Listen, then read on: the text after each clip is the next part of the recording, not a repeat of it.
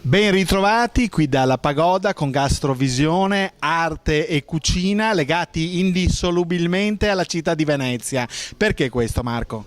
Gastrovisione vuole anche avere nel suo background un qualcosa di veneziano, quindi abbiamo scelto delle ricette tipiche veneziane, che può essere il tramezzino, può essere lo spritz, può essere la polenta con il formaggio, e queste noi le trasformiamo nella maniera gastrovisiva, cioè il tramezzino diventa una torta di compleanno, lo spritz diventa gelatinato. La nostra intenzione è proprio quella anche di recuperare queste cose e di usarle per il nostro, per le nostre cose, per i nostri eventi. Perfetto, e proprio di ricette parliamo, di ricette veneziane, di cucina veneziana. Siamo andati a mangiare e siamo andati a trovare in particolare un ristorante storico di Venezia, il Vecchio Frittolin. Vediamo il servizio con Patricia Butturini.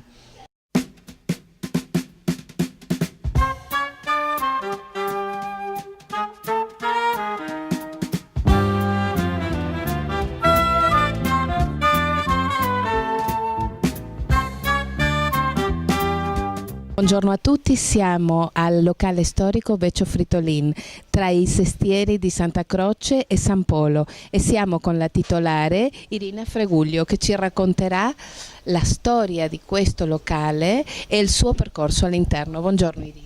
Buongiorno, grazie di essere venuti intanto a trovarci.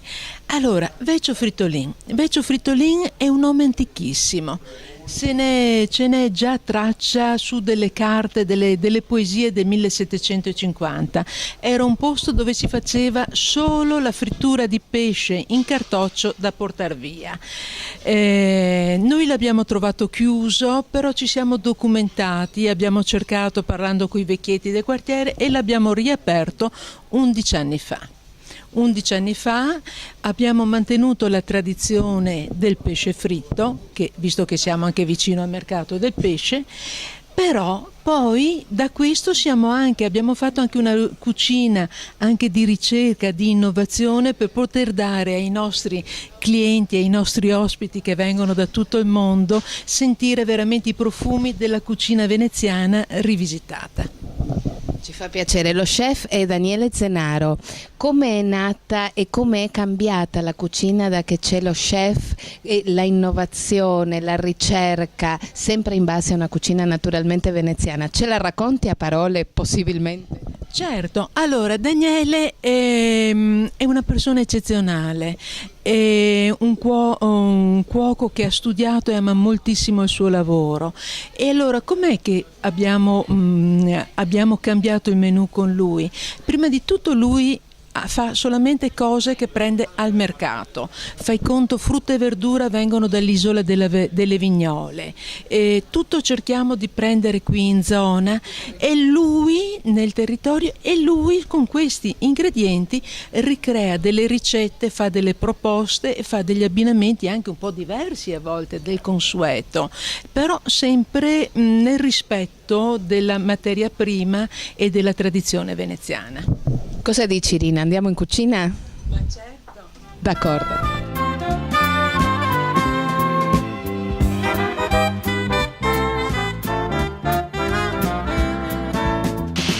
E allora siamo alle cucine del Vecchio Frittolin con lo chef Daniele Zenaro. Buongiorno. Buongiorno a voi.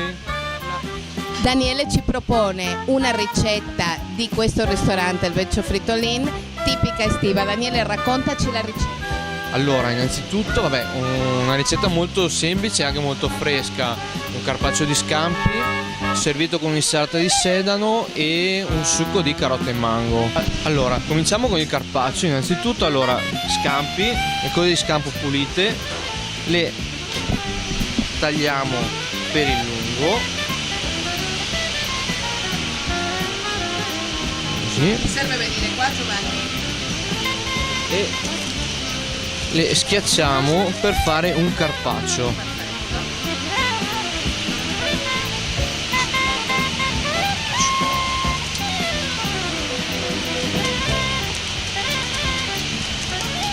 Battiamo appena, giusto un attimo per omogenizzare un attimo l'altezza. Vediamo una forma quadrata, giusto per restare un po' su un aspetto armonioso. Eccoci qua. Condita leggera, del sale nero hawaiano, ok, giusto una scorzetta di arancia per fare un po' di acidità e un goccino d'olio di olivetta giasche.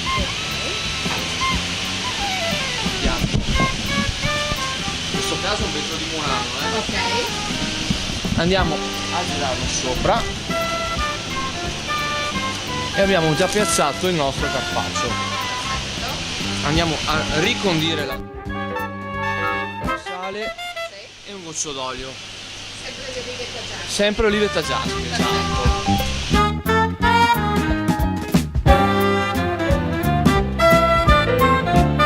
Sedano Sì. pulito dalla prima pelle e poi tagliato sottile sottile, un po' di fior di sale, un po' di olio, pochissimo sale. Comunque il sedano ha una sua salinità naturale che andrà poi a giocare con il dolce dello scampo e della carota e mango. E dai anche altre consistenze. Esatto, un po' più di croccante. Esatto. Facciamo una piccola pallina e la appoggiamo a fianco. Ecco qua. E se abbiamo la possibilità concludiamo giusto con qualche fiorellino di borragine, da un tocco di blu e il piatto è finito.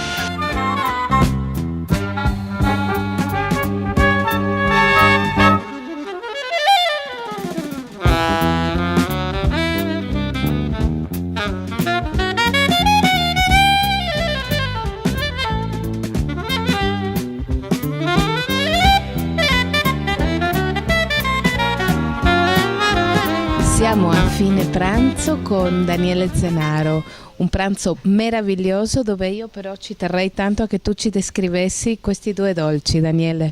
Ok, allora i due dolci. Uno è la nostra mela, quindi un sorbetto di mela verde, una pink lady cotta al forno e una meringa caramellata, sapori quasi dell'infanzia.